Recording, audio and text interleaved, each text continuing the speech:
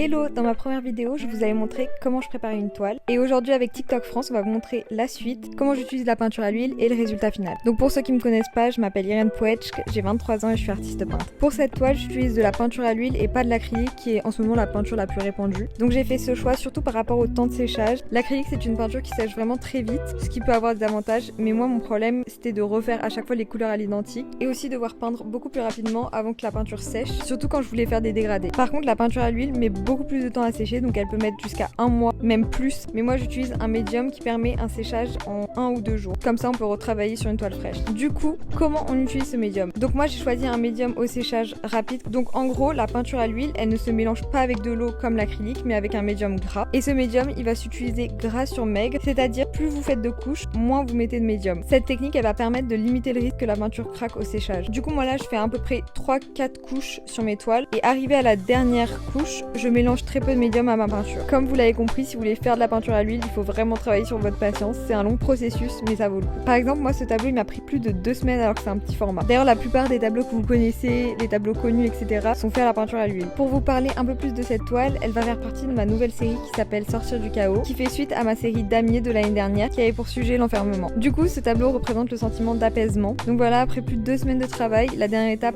la signature. Et voilà le tableau final. Du coup, j'ai aussi rajouté une racine en argile et en résine pour sortir un peu de la toile. Donc n'hésitez pas à me dire ce que vous en pensez dans les commentaires. Et si vous avez aimé et que vous voulez plus de conseils sur la peinture, venez suivre mes petites aventures. Voilà, bisous!